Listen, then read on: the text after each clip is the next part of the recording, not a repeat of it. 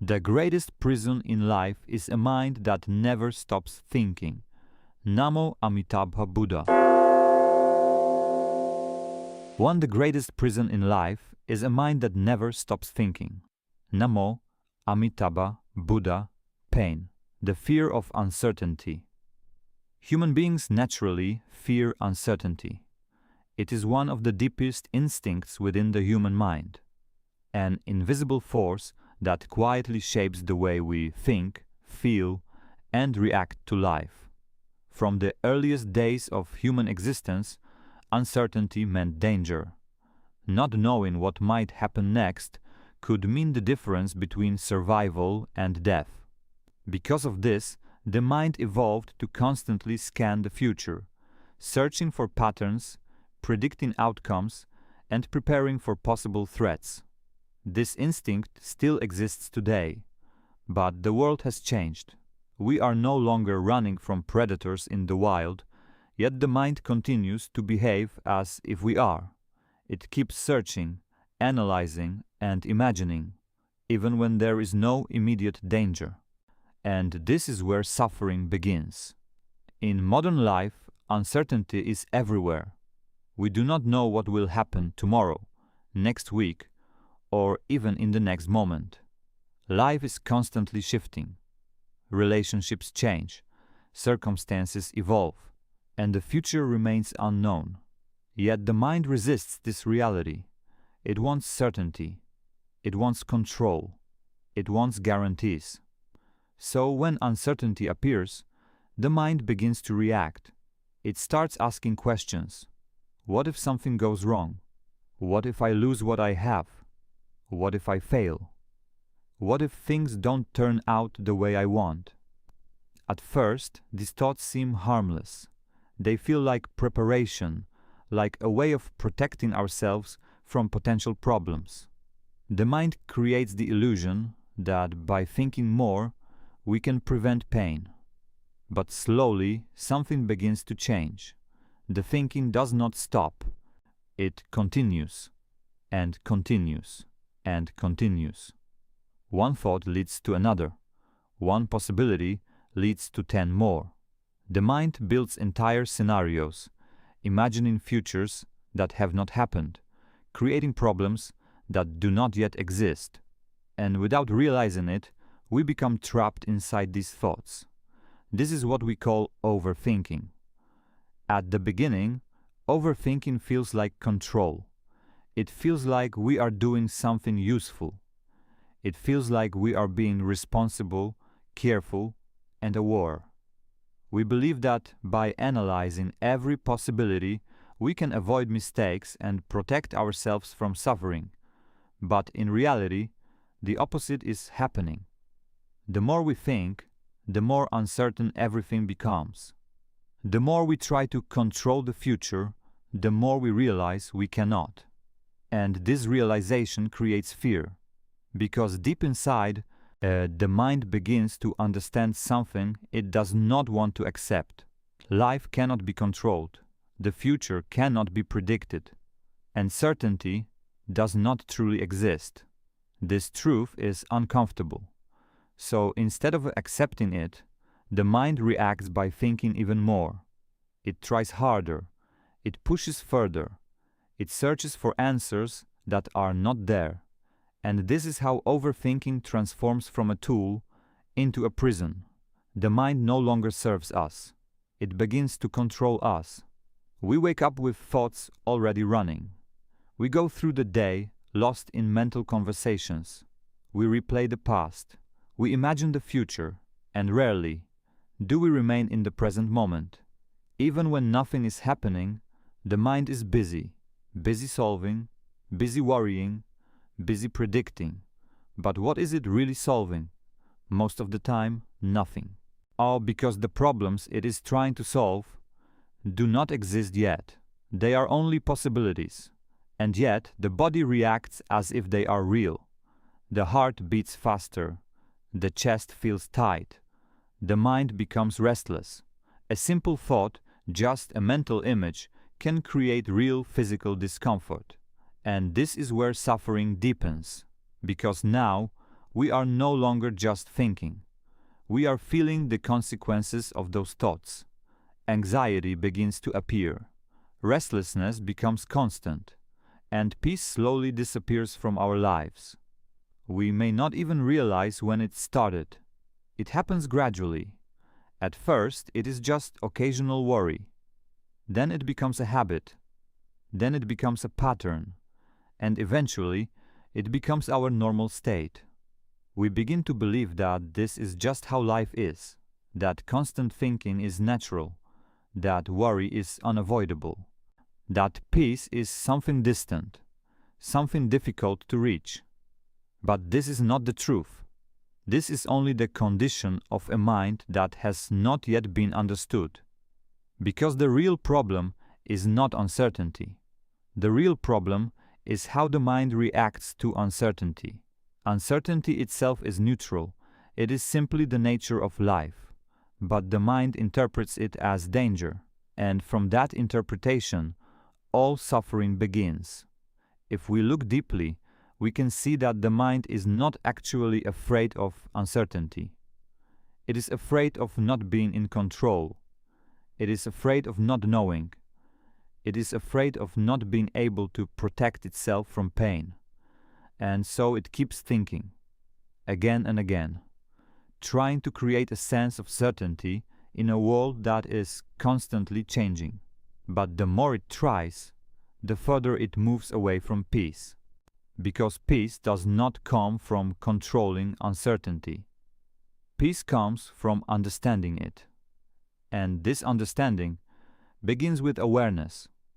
The moment we begin to observe the mind, to see how it reacts, to recognize the patterns of thought, something begins to shift. We start to realize that not every thought needs to be followed. Not every question needs to be answered. Not every fear is real, and in that realization, a small space appears. A moment of stillness, a pause between thoughts, and within that pause, there is the beginning of freedom. But to reach that freedom, we must first see clearly. The mind is not the enemy, but when it is not understood, it can become one. Namo, Amitabha, Buddha. The exhaustion of overthinking. When overthinking becomes constant, the mind does not become stronger. It becomes tired. At first, this fatigue is not obvious. It hides behind the appearance of thinking, behind the illusion of being productive, of being careful, of being in control. But over time, something begins to change.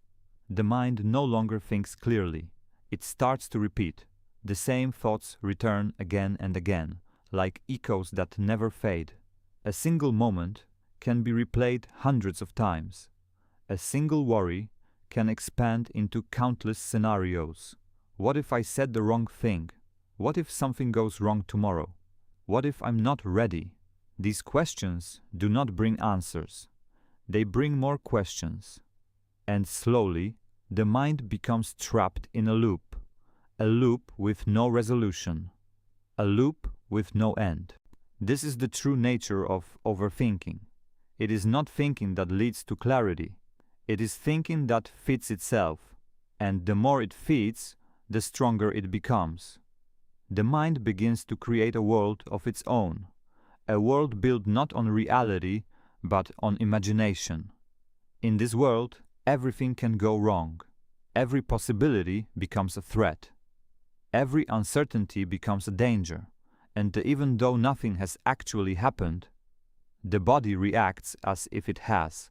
The heart beats faster, the breath becomes shallow, the muscles tighten, the body prepares for something that is not real, and this is where suffering deepens. Because now overthinking is no longer just mental, it becomes physical. You may lie in bed at night, trying to rest, but the mind refuses to stop. Thoughts continue to move, faster and faster. One idea leads to another, and one worry connects to the next. And no matter how tired the body is, the mind remains awake. This is exhaustion, not from physical activity, but from mental resistance, because the mind is trying to do something impossible. It is trying to control what cannot be controlled. It is trying to predict what cannot be predicted. It is trying to solve a future that does not exist yet. And in doing so, it loses the present moment completely. You are no longer here. You are somewhere else, in a future that has not arrived, in a past that has already gone. And because of that, life begins to feel distant. You may be sitting with people, but your mind is elsewhere. You may be experiencing something beautiful, but you are not fully present, because the mind is busy thinking, busy worrying, busy trying to fix what is not broken. And slowly, this becomes your normal state. You begin to believe that this is just how life is, that the mind must always be active, that silence is strange, that stillness is uncomfortable. So when the mind becomes quiet, even for a moment, something unusual happens. You feel uneasy, because you are not used to peace. You are used to noise. And so, without realizing it, you start thinking again. Not because you need to, but because you are conditioned to. This is how overthinking sustains itself. Not through necessity, but through habit. A deeply ingrained habit of the mind. And like all habits, it becomes stronger the more it is repeated. The more you engage with your thoughts, the more real they feel. The more real they feel, the more power they have. And the more power they have, the more control they gain over your life. At this point, the mind is no longer a tool. It becomes a prison without walls, a prison without visible chains, yet one that holds you more tightly than anything external ever could, because you carry it with you, everywhere. There is no escape through movement, no escape through distraction. Even if you change your environment, the mind follows, and the same patterns repeat, again and again, until one day you begin to question, why am I so tired when I have done nothing? And the answer is simple, because the mind has been working non-stop, not in clarity, but in confusion, not in awareness, but in resistance. This is the hidden cost of overthinking. It does not solve life, it consumes it. It takes your energy, your attention, your presence, and replaces them with noise, constant noise. But within this realization, there is something important, because the moment you see this clearly, the moment you recognize the pattern, you are no longer completely trapped. You begin to separate yourself from the activity of the mind. You begin to notice these thoughts are happening, but they are not me, and in that small distance, something changes. The thoughts may still be there, the noise may still exist, but your relationship to them begins to shift. You are no longer fully inside the storm. You are observing it, and this observation is the beginning of freedom, not by forcing the mind to stop, not by fighting the thoughts, but by understanding them, by seeing clearly.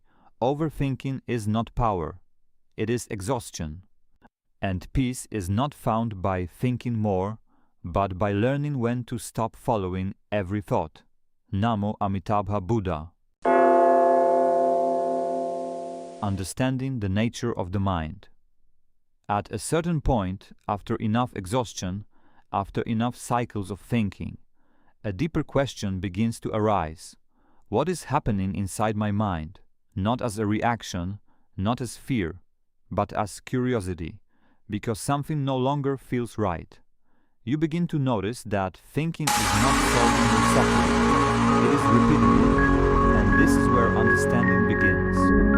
The Buddha observed something very simple, yet profoundly transformative. The mind produces thoughts just as the body produces breath, naturally, continuously, effortlessly. You do not choose every thought. You do not decide each idea that appears. They arise on their own, just like clouds appearing in the sky. Some are light, some are heavy, some pass quickly, some seem to stay longer, but none of them are permanent. This is the first truth. Thoughts are not stable. They are movements. They come and they go. But the problem does not lie in the thoughts themselves. The problem begins when we start to believe them. When a thought appears, instead of observing it, we follow it. We attach to it. We identify with it. A thought like, what if something goes wrong? Becomes, this is a real danger.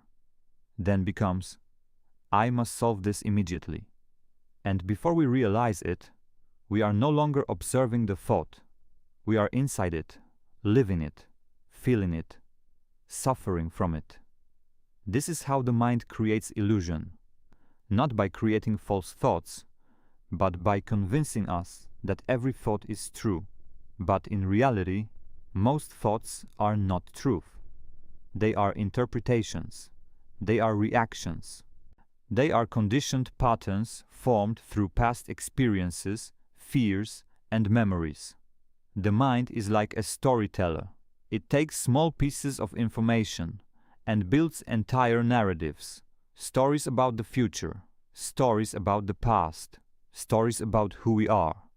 But just because a story feels real does not mean it is true. And yet, we rarely question it. We believe what the mind tells us, automatically, without awareness. And this is how suffering continues. Not because of what is happening in life, but because of what is happening in the mind. The Buddha did not teach that we must eliminate thoughts. He did not say that the mind must become empty. Instead, he pointed to something deeper. He taught that we must understand the mind, to see it clearly, to observe its patterns, to recognize its habits. Because once you truly see how the mind works, you begin to notice something important. Not every thought needs to be followed. Not every thought deserves your attention. Not every thought defines who you are. This realization is subtle but powerful, because for most of our lives we assume that thinking is necessary, that more thinking leads to more clarity, that if we just analyze enough, we will find peace. But this is not true. Clarity does not come from endless thinking. Clarity comes from awareness, from seeing, from observing, from stepping back. Imagine sitting by a river. The water is flowing. Leaves are moving with the current. Each leaf is like a thought. If you jump into the river and try to control every leaf, you will struggle. You will be pulled by the current.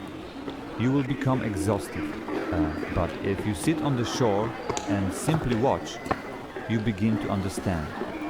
You see how the river moves. You see how the leaves come and go. You do not need to control anything. This is the difference between being inside the mind and observing the mind. Most people live inside the river, carried by every thought, reacting to every movement. But awakening begins when you step out, when you become the observer, when you realize, I am not the thoughts, I am the awareness of them. This shift changes everything, because now the mind no longer has complete control. Thoughts may still appear, but they no longer dominate your experience. You begin to see them as temporary, as passing events, as movements within consciousness. And slowly, their power begins to fade. And not because they disappear, but because you stop feeding them. You stop believing them automatically. You stop following every direction they take. And in that space, something new emerges. A sense of stillness, a sense of clarity, a sense of freedom. You begin to experience life without constant interference from the mind. Moments become clearer. Emotions become lighter.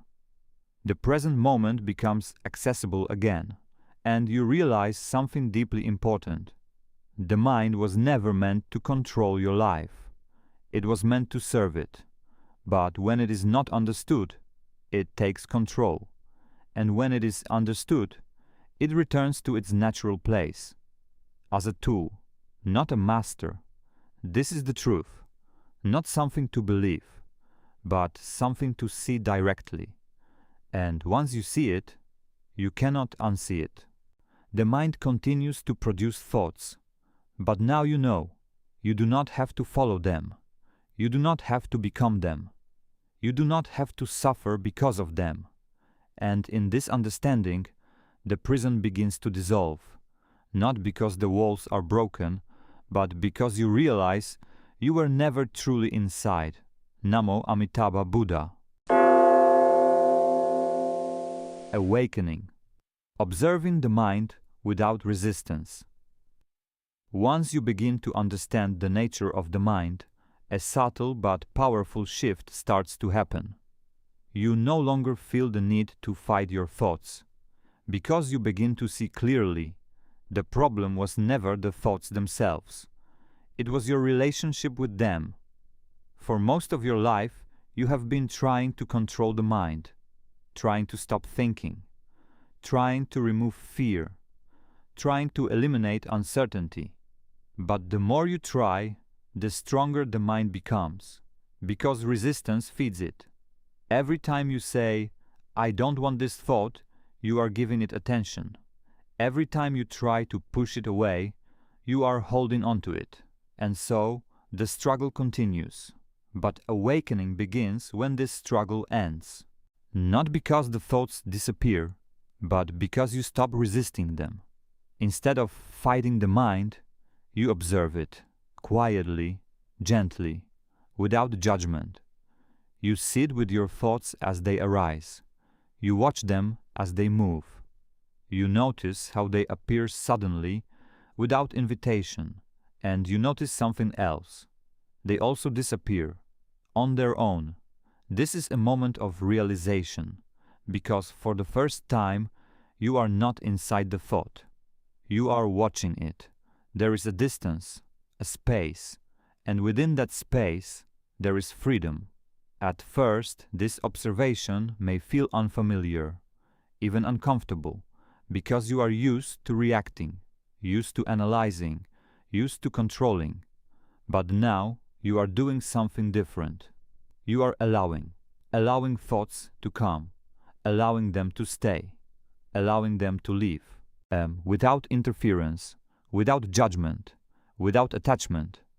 And slowly, the mind begins to change, not because you forced it, but because you stopped feeding it. Thoughts lose their intensity.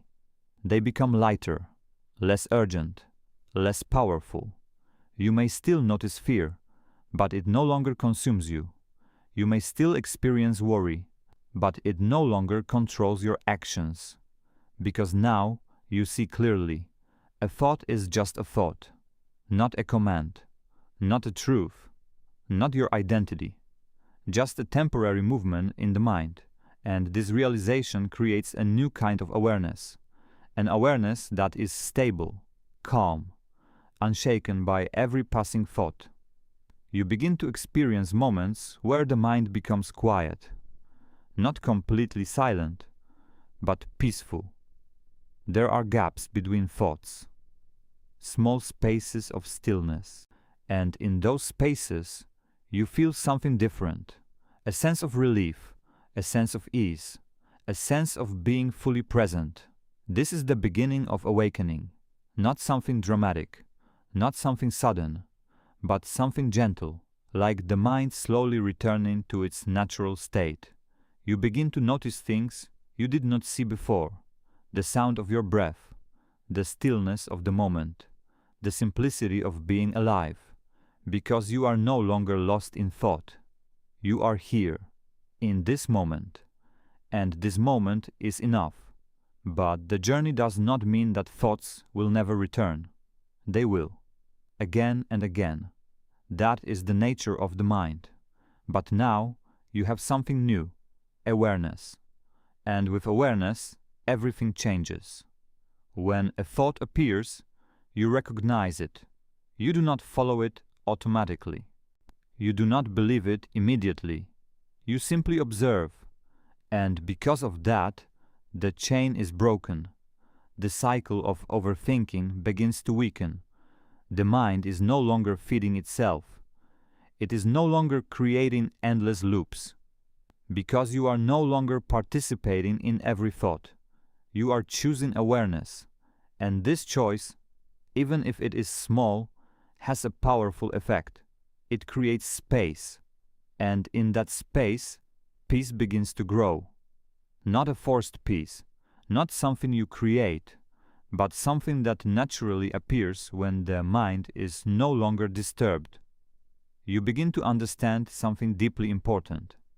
You do not need to control the mind to find peace.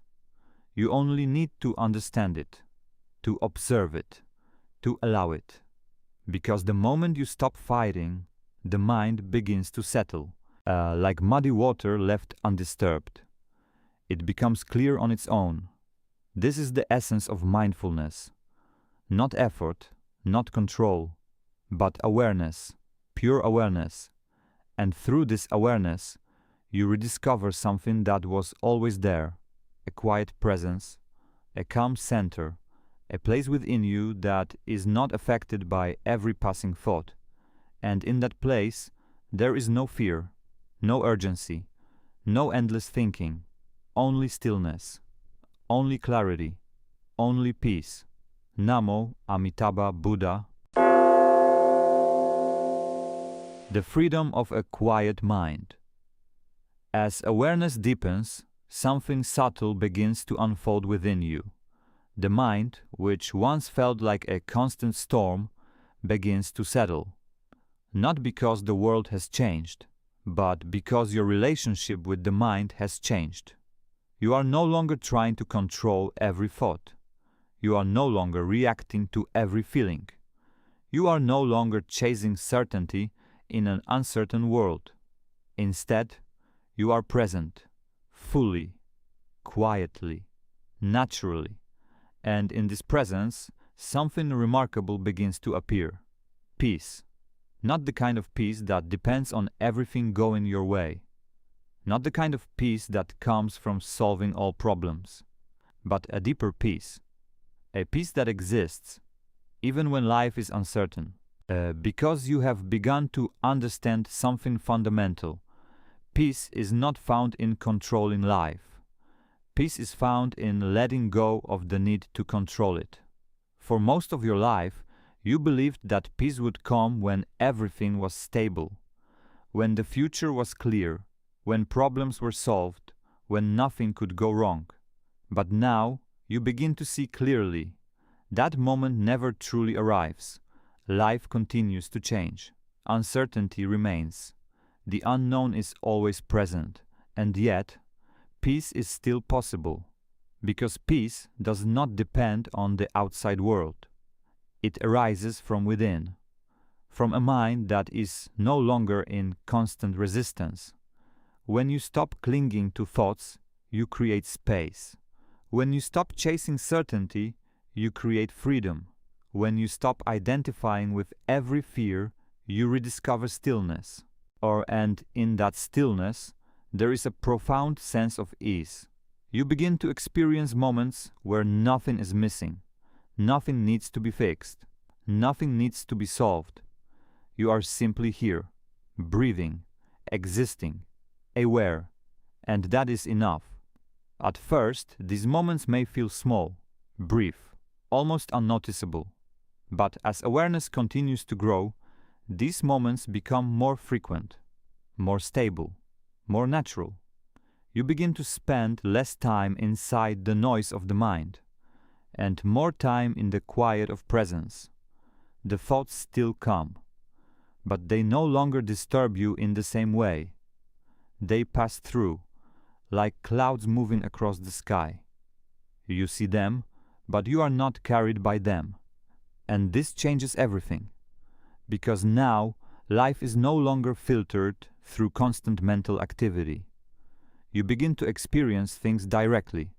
A simple moment, sitting in silence, feeling your breath, watching the world around you, becomes meaningful, because you are actually there, not lost in thought, not distracted, not elsewhere, but here, in this moment. And this moment is where peace lives.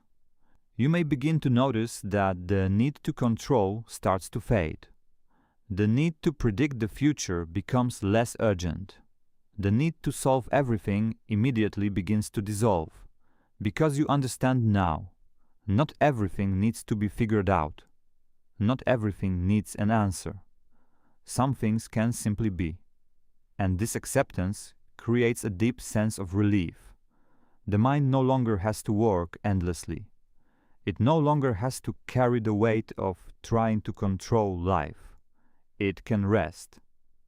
And when the mind rests, a natural intelligence begins to emerge. A clarity arises, not from force, but from stillness. Decisions become simpler. Actions become more natural, because they are no longer driven by fear, but guided by awareness. You begin to trust life more, not because life is predictable, but because you are no longer resisting it. You allow things to unfold. You respond when needed, but you no longer feel the need to control every outcome. And this is true freedom. Freedom is not the absence of problems. Freedom is the absence of mental struggle. You may still face challenges.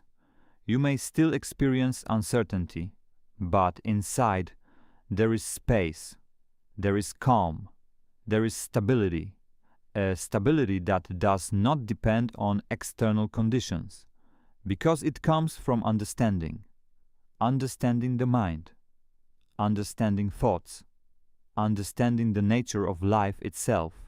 And through this understanding, fear begins to lose its power, not completely, but gradually, because fear can only control you when you believe it, when you follow it, when you become it. But now you see it clearly. You recognize it as just another movement in the mind, temporary, passing, not permanent, not defining who you are. And because of that, it cannot hold you in the same way. This does not mean you become emotionless. It does not mean you stop caring. It means you become free from unnecessary suffering. You still feel, you still experience, but you are no longer overwhelmed, because you are grounded in awareness. And in that awareness, there is peace, a quiet, steady peace, not dramatic, not overwhelming, but deeply real. It does not shout. It does not demand attention. It simply exists, always available, beneath the noise of the mind, beneath the waves of thought, waiting to be recognized. And once you begin to touch this peace, even briefly, you realize something important. It was always there. It was never created. It was never missing. It was only hidden by constant thinking, by attachment, by resistance. And now, as those layers begin to fall away, peace reveals itself, naturally, effortlessly.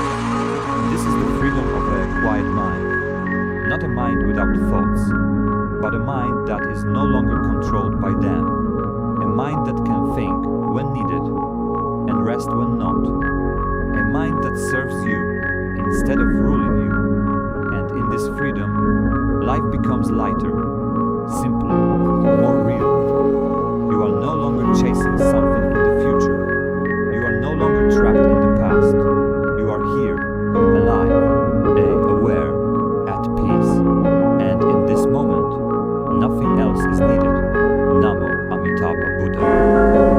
The end of suffering begins with understanding. At the end of all searching, at the end of all thinking, at the end of all mental struggles,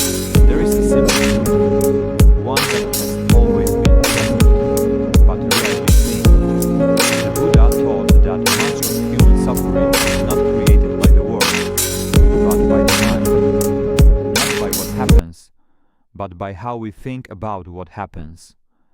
And this changes everything, because if suffering were caused only by the world, there would be no escape. Life will always be uncertain. Change will always happen.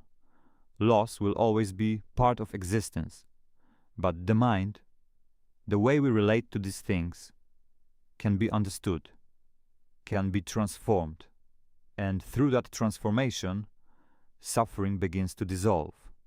Not suddenly, not completely all at once, but gradually, gently, like darkness fading as light begins to appear. For most of our lives, we are taught to control the outside world, to fix problems, to avoid discomfort, to seek security. But very rarely are we taught to understand the mind, and so we grow up believing that peace is something external, something to achieve, something to reach. But now you begin to see differently. Peace is not something you create, it is something you uncover. It is what remains when the mind is no longer disturbed. When you stop chasing every thought, when you stop believing every fear, when you stop resisting uncertainty, something becomes clear. There is already a quiet space within you, a space untouched by constant thinking, a space that does not change with every situation, a space that is always present, but often unnoticed. And this space is awareness. It is not something you have to build. It is something you return to, again and again. Each time you observe the mind, you return. Each time you choose not to follow a thought, you return. Each time you allow a moment of stillness, you return. And slowly, this becomes natural. You begin to live from this place, not from fear, not from overthinking, not from constant mental noise, but from awareness. And when you live from awareness, life changes, not externally, but internally. Situations may still be difficult, challenges may still arise, but your experience of them is different, because you are no longer adding unnecessary suffering. You are no longer creating problems through endless thinking. You are no longer trapped in mental resistance. Instead, you meet life as it is, moment by moment, without the need to control it, without the need to escape it, without the need to overanalyze it. And in this simple way of being, there is freedom, a quiet freedom, a freedom that does not depend on circumstances, a freedom that comes from understanding. You may begin to notice that even difficult emotions become easier to face. Fear still arises, but it passes. Sadness still appears, but it moves. Nothing stays forever, because everything is impermanent. And this understanding brings peace, not because life becomes perfect, but because you no longer expect it to be. You no longer demand certainty from an uncertain world. You no longer demand permanence from something that is constantly changing. You accept, and in that acceptance, there is lightness, there is relief, there is a deep sense of ease. You are no longer fighting life, you are living it, fully, presently, awake. This is the essence of the Buddha's teaching. Not something to believe, but something to see directly, to experience for yourself, because no words, no explanations can replace direct awareness. You must see it, in your own mind, in your own experience, in your own life. And when you do, even briefly, you will understand. You will understand that peace was never somewhere else. It was never in the future. It was never dependent on solving everything. It was here, hidden beneath the noise, waiting for you to notice. And once you notice it, even for a moment, you cannot forget, because something inside you recognizes it, something deeper than thought, something beyond words. a quiet knowing, and that knowing becomes your guide. Not the mind, not fear, not endless thinking, but awareness, simple, clear, present.